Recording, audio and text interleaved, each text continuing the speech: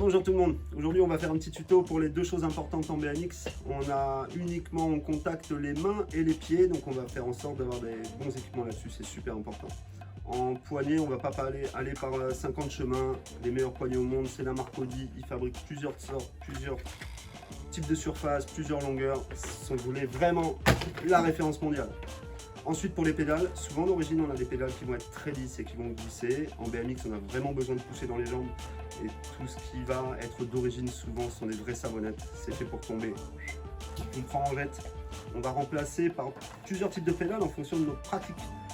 Donc en BMX, tout ce qui est park et street, on va favoriser les pédales en plastique parce que ça fait beaucoup moins mal aux pédales, au tibia quand on se prend des retours, et dans les cascades on va forcément se taper dedans.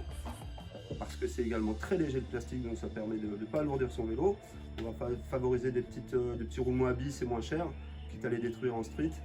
La référence sont vraiment les pédales Odyssey, parce qu'elles sont concaves, elles existent depuis très longtemps, et à moins de 20 €, c'est super solide.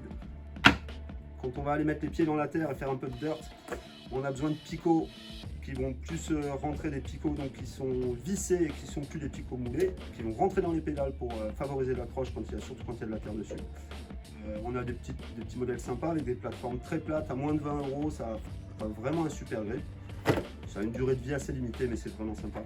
Et quand on veut se lâcher un peu, on va prendre des pédales. On a usiné qui sont des gros blocs, qui sont très résistants, super légères et qui sont montés avec des beaux picots qui font bien mal aux tibias si on coupe, mais surtout avec une durée de vie bien supérieure. Nos amis de chez Frenchies ont développé une marque qui s'appelle Forward. Ils proposent un super modèle à moins de 50 €. Maintenant, il n'y a plus qu'à équiper son vélo et à pousser fort dans les jambes. Bon ride!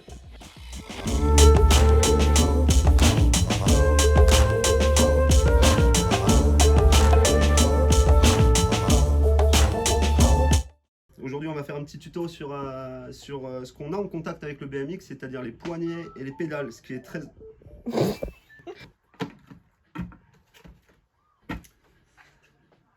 2. Ouais.